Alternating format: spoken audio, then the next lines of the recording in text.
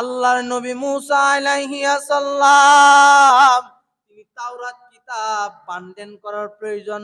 আল্লাহর কাছে বলেন, আল্লাহ আমার তো মওলারে একটা তাওরাত কিতাব দিলেন। মুসারে কি কিতাব দিতে ভাই? আর একটু জুড়ে বলেন, কি কিতাবটা দিছে? আল্লাহর নবী মুসা আলাইহিস সালাম আল্লাহকে বলেন, আল্লাহ আমারে তো মাওলা একটা তাওরাত কিতাব দিলেন।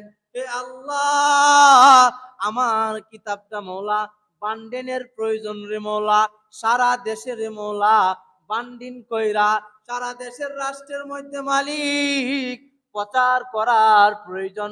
কিন্তু আল্লাহ গো আমার কাছে এই পরিমাণ অর্থ নাই, আমি আপনার এই তাওরাত কিতাব বান্ডিন কইরা সারা দেশের মধ্যে লা ইলাহা ইল্লাল্লাহ মুসা কালিমুল্লাহ এই দাওয়াত প্রচার করব আল্লাহ। আল্লাহ বলে, মুসা রে সমস্যা নাই, চিন্তার কোনো কারণ নাই, পেরেশানির কোনো কারণ নাই, আমি আল্লাহ তোকে অর্থের ব্যবস্থা করে দিতেছি। আল্লাহ পাক রব্বুল আলামিন জিব্রাইলকে বললেন, হে জিব্রাইল আমার বন্ধু ইল্লাল্লাহর দাওয়াত দেয়, মানুষকে জাহান্নাম থেকে মুক্ত হওয়ার দাওয়াত দেয়, জান্নাতে ঢোকার জন্য দাওয়াত দিতেছেন। কিন্তু আমার বন্ধু তাওরাত কিতাব বান্ডেনের প্রয়োজন হয়, সারা দেশে তাওরাত কিতাব প্রচার করতে চায়, কিন্তু আমার বন্ধুর কাছে পয়সা নাই। আল্লাহ পাক রব্বুল আলামিন জিব্রাইলকে বললেন, হে জিব্রাইল জান্নাত থেকে একটা পরশ পাথর নিয়ে যা। আল্লাহ পাক রব্বুল আলামিনকে জিব্রাইল জিজ্ঞাসা করে, মালিক এই জান্নাত থেকে পরশ পাথর নিয়ে আল্লাহ নবী মুসা কে দিলে, মাওলারে এই পরশ পাথর দিয়া কি হবে? আল্লাহ পাক রব্বুল আলামিন জিব্রাইলকে বললেন, হে জিব্রাইল জান্নাতের যে পরশ পাথরটা আছে আমার বন্ধু মুসা কে গিয়া বলবা এই পরশ পাথরটা কোন মাটির চাকার মধ্যে লাগাইলে এই মাটির চাকা স্বর্ণে পরিণত হইয়া যাবে, কোন পাথরের মধ্যে লাগাইলে ওই পাথরটা স্বর্ণ পরিণত হয়ে যাবে। সোনা লাগাইতেন না? এই পাথরটা যদি ভাই আপনাদেরকে দিয়ে দিত কি অবস্থাটা হইল? কি অবস্থা রইল যদি পরশ পাথরটা আপনাদের দিয়ে দিত? মানে এই পরশে এটা এমন একটা পাথর যে পাথরটা আপনার কোন চাকা মাটির মধ্যে লাগাইলে সঙ্গে সঙ্গে চাকা মাটি সুন্দর হয়ে যেত। সোনা লাগাইতেন না? কোন পাথরের সাথে লাগাইলে এই পাথরটা স্বর্ণের টুকরো হয়ে যাইতো। সুবহানাল্লাহ কইতেন না? এই পাথরটা যদি ভাই আপনারা দিয়ে দিত কি অবস্থাটা হইল? দিনে দিনে কোটি টাকার মালিক হয়ে গেলেন না? আল্লাহ পাক রব্বুল আলামিন জিব্রাইলকে বলতেছেন, হে জিব্রাইল এই পরশ পাথরটা আমার বন্ধু মুসা তাওরাত কিতাব বান্ডেন করতে চাই, তাকে গিয়া বলবা, হে আল্লাহ নবী মুসা আল্লাহ আপনাকে এমন একটা পরশ পাথর দিলেন যে পাথরটা টাকা মাটির সঙ্গে লাগানির সঙ্গে সঙ্গে হে আল্লাহর নবী মুসা চাকা মাটি সঙ্গে সঙ্গে স্বর্ণে পরিণত হইয়া যায়। আল্লাহ পাক রব্বুল আলামিন তার আদেশে জিব্রাইল আলাইহিস সালাম জান্নাত থেকে পরশ পাথর আইনা আল্লাহর নবী মুসা কে দিলেন। আর মুসাকে বললেন, হে মুসা আপনি নাকি তাওরাত কিতাবের বান্ডেনের প্রয়োজন, বান্ডেন করতে চান, আল্লাহ একটা পরশ পাথর দিলেন মুসা, এটা দিয়ে আপনি তাওরাত কিতাবের বান্ডেন শুরু করেন। আল্লাহর নবী মুসা বলেন, হে জিব্রাইল ভাই আমার বান্ডেন করতে চাইলে তো টাকা পয়সার প্রয়োজন, কি পরশ পাথর দিয়া কি করব? জিব্রাইল আলাইহিস সালাম মুসাকে বলেন, মুসা রে চিন্তার কোনো কারণ নাই, পেরেশানির কোনো কারণ নাই মুসা, এটা এমন একটা পাথর, এই পাথরটা মুসা আপনি কোন পাথরের সঙ্গে লাগাইবেন, পাথর স্বর্ণে রূপান্তরিত হইয়া যাইবে, কোন মাটির চাকাতে লাগাইবেন সঙ্গে সঙ্গে মাটির চাকা স্বর্ণে পরিণত হইয়া যায়। আল্লাহ পাক রব্বুল আলামিনের ফেরেশতা জিবরাইল আলাইহিস সালাম এই পরশ পাথর আল্লাহর নবী মুসাকে দিয়া যায়। তো মুসা আলাইহিস সালাম রে যখন এই পাথরটা দেখেছে, কেডা পাথরটা দেখেছে না ভাই? কেডা দেখ, একটু জোরে কোন, কেডা দেখেছে পাথরটা?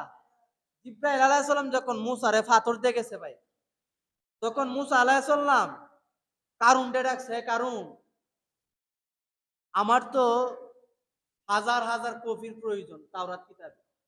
এই কাজটা আমি তো দিনের কাজ করি, এই কাজটা তাওরাতের বান্ডিলটা করতে গেলে আমার দিনের কাজ একটু বেকার করে।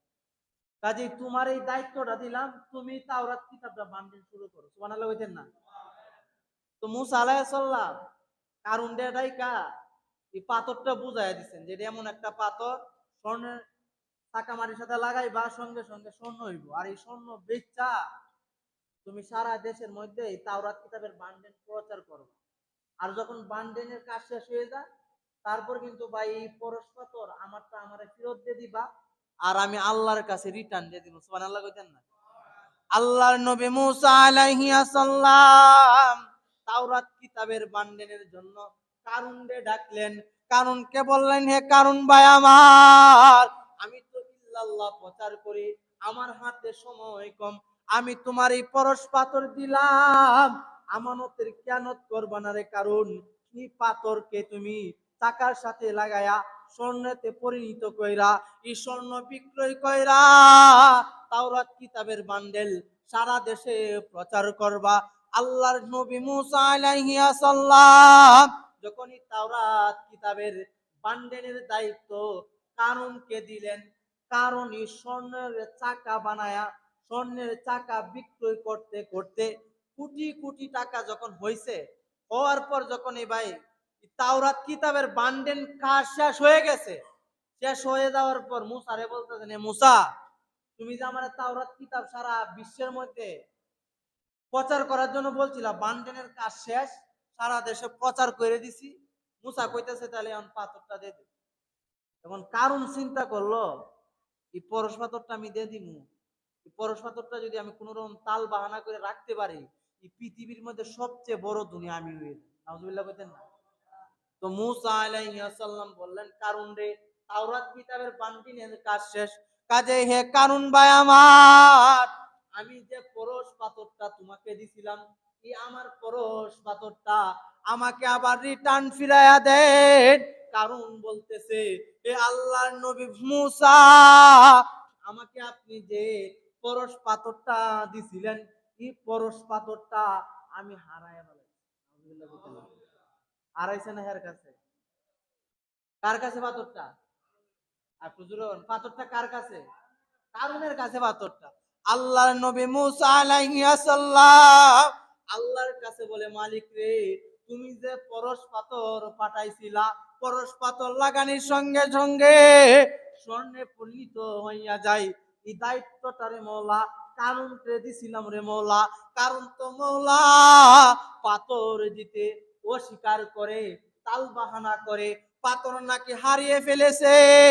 আল্লাহ মুসাকে সান্ত্বনা দেয়, হে মুসা, চিন্তার কোনো কারণ নাই, পেরেশানির কোনো কারণ নাই, দিহি পাথরটা দেশে কি পরিমাণ সম্পদের মালিক হইতে পারে। সুবহানাল্লাহ।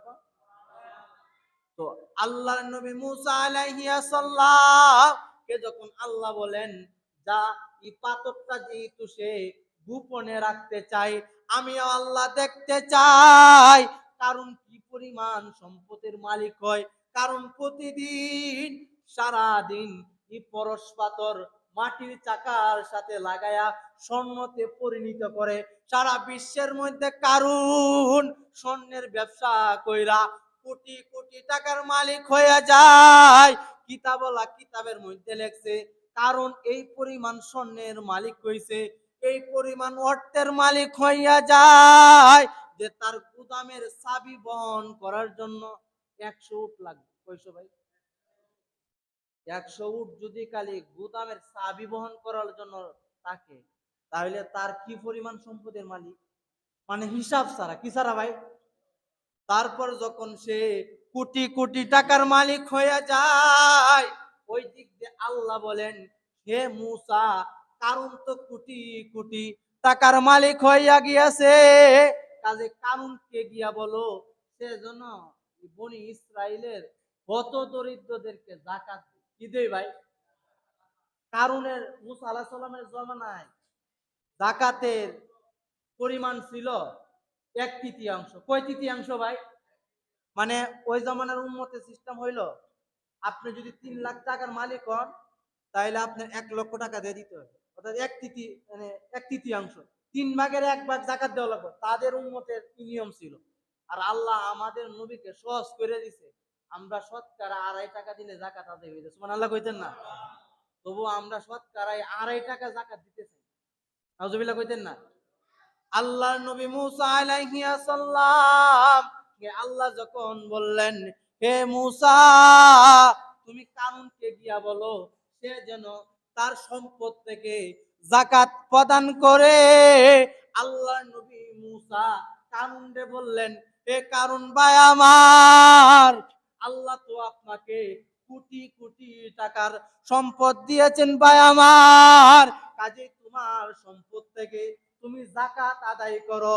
কারণ দাঁড়ায় বলেন, হে আল্লাহর নবী মুসা, আল্লাহ আমারে কিভাবে সম্পদ দিয়েছে, আমি তো আমার বুদ্ধি দিয়া, আমি তো মুসা রে আমার বিবেক দিয়া, আমি আমার ব্রেন দিয়া কি কোটি টাকার সম্পত্তি কামাইছি। নাউজুবিল্লাহ কইতেন না? এর ব্রেন দিয়ে কামাইছেন, কেমনে কামাইছে সম্পদ? কি ফাতর দিয়ে কামাইছে? মুসা আলাইহিস সালাম কইতেছে, আপনি যে কেমনে সম্পদ কামাইছেন এটা আমি জানি আর আল্লাহ জানি, জনগণ না জানতে পারে। কাজে তাল বাহানা করবেন না, আপনি আপনার সম্পদ থেকে যাকাত আদায় করেন। যখন মুসা আলাইহিস সালাম যাকাতে লাগেন, বারবার পিড়াপিড়ি করতেছে, বারবার বলতেছে, হে নমরুদ, হে কারুন, তুমি যাকাত দেও 1/3। তোমার এলাকার হত দরিদ্র যারা আছে তাদেরকে যাকাত দেও। বারবার যখন যাকাতের বয়ান করতেছে, তখন কারুন চিন্তা করলো মুসারে কিভাবে টেগেল দেওয়া যায়। মুসা খালি বারবার আমার কাছে ফুসলায়া যাকাতের পয়সা নিয়ে মানুষকে দিতে চায়, তারে কিভাবে কি করা যায়।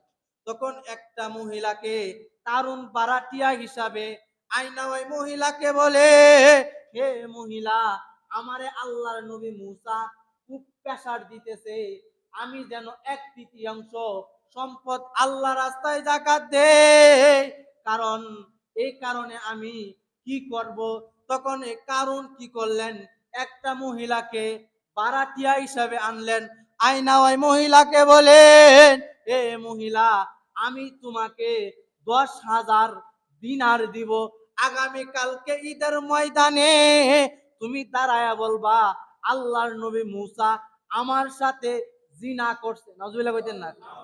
যখনই মিথ্যা অপবাদ দেওয়ার জন্য একটা মহিলাকে ভাড়া করে নেওয়া হয়, মহিলাও রাজি হইয়া যায়, 10,000 দিরহাম ওই মহিলা নিয়া চলে যায়। আগামী কালকে ঈদের দিন আল্লাহর নবী মুসা যখন ভাষণ দিতেছে, ওই মহিলা হাজারো মানুষের সামনে দাঁড়ায় বলতেছেন, হে আল্লাহর নবী মুসা, কোন ব্যক্তি যদি জিনা করে তার কি অপরাধ হওয়ার দরকার? আল্লাহর নবী মুসা বলেন, তাকে গলা পর্যন্ত পাথর মেরে হত্যা করার প্রয়োজন। তখন ওই মহিলা বলেন, হে মুসল্লিয়ানে কেরাম, আল্লাহর নবী মুসা যে ইল্লাল্লাহর দাওয়াত দেয়, ওই মুসা নবী আমার সাথে অন্যায় কাজ করছে, আমার সাথে জিনা করছে। তখন আল্লাহর নবী মুসা আলাইহিস সালামের চোখ দিয়া তাৎক্ষণিকভাবে পানি চলে আসলো। নাউজুবিল্লাহ কইতেন না? কি আর অপবাদ দিছে মুসারে? জিনার অপবাদ দিছে। কি কারণে দিছে? এটা যাকাতের কথা বলে, মানে যাকাতের মুসারে যদি মানুষের নিকট কালারিং করতে পারে তাহলে তো মুসা আর যাকাতের কথা বলতো না। তো আল্লাহ পাক রব্বুল আলামিনের নিকট মুসা হাত উঠায় বলে, রে মওলা, এত বড় অপরাধ রে মওলা, এত বড় অপবাদ মওলা সহ্য করতে পারি না আল্লাহ, সব কিছু মানা যায় রে আল্লাহ, এমন অপবাদ রে মওলা সহ্য করতে পারি না। আল্লাহর নবী মুসা আবার জিজ্ঞাসা করলেন, হে মহিলা, তুমি কি বলছিলা আবার বলো। ওই মহিলা কাঁদতে কাঁদতে বলেন, হে আল্লাহর নবী মুসা, আপনি মানুষের কাছে যাকাতের কথা বলেন, ইল্লাল্লাহর কথা বলেন। এই জন্য কারণ আমাকে 10,000 দিরহাম দিছে। এই যে 10,000 দিরহামের পুতলা, আর বলতে আমি নাকি আপনার বিরুদ্ধে ঈদের মাঠের মধ্যে জিনার অপবাদ দিতাম। এই জন্য হে আল্লাহ নবী মুসা, আমি ঘুষ খাইছি, আর তার কথা শুনে আমি আপনার এই মিথ্যা অপবাদ দিছি। কাজে হে মুসা, আপনি আমার মাফ করে দিন। সুবহানাল্লাহ কইতেন না? এখন প্রকাশ হয়েছে নি কেডা চিটিংবাজ প্রকাশ হয়েছে নি? তো আল্লাহ পাক রব্বুল আলামিনের নিকট মুসা বলতেছে, আল্লাহ বিচার কি তুমি করবা না আমি করব? তখন বলতেছে আল্লাহ, হে মুসা বিচারটা তুমি করো। সুবহানাল্লাহ কইতেন না? তখন আল্লাহ মুসা আলাইহিস সালাম বললেন, হে মাটি তুই কারুনরে ধর। যখন এই কথা বললেন তখন মাটি চুম্বকের মতো কারুনরে ধরতে লাগলো। আর কারণ আস্তে আস্তে দাব দে একবারে আপনার মাথা পর্যন্ত দেবে যায়। কিতাব বলা লেখছে মুসা নবী যাকাতের কথা বলার কারণে এই মুসারে জিনার অপবাদ দিছে। আর এ পরশ পাথর দিয়া কোটি টাকার সম্পত্তির মালিক হইছে, তবু আল্লাহর সম্পদ থেকে যাকাত দিতে অস্বীকার করছে। এই জন্য কিতাব বলা লেখছে প্রতিদিন কারণ 2.5 হাত নিচে যা। কত হাত নিচে ভাই? প্রতিদিন। এই জন্য ভাই আমরা যারা জাকাত উপযুক্ত, আমরা জাকাত দিয়ে দিব। যদি জাকাত না দেই তাহলে কিন্তু আমার কারণের যে দোষ হয়েছে, সম্পদ যেমনি নষ্ট হয়েছে, আমার আপনার সম্পদ কিন্তু সেমনি নষ্ট হয়ে যাবে। আরেকটা বিষয় হলো আমাদের যাদের উপর জাকাত খরচ, আমাদের তাদের উপর ফেতরাও খরচ। ফেতরা কিসমিস দিয়ে দিতে পারেন, জব দিয়ে দিতে পারেন, পনির দিয়ে দিতে পারেন। হ্যাঁ, অর্থাৎ সর্বনিম্ন হইলো গমের অনুযায়ী ইসলামী ফাউন্ডেশনের নির্ধারণ করছে 110 টাকা। কত ভাই? আপনি 110 টাকা আছে, আপনি 120 দিতে পারেন, 30 দিতে পারেন, বেশি দিলে সমস্যা নাই। এই বিষয়ে আর আলোচনা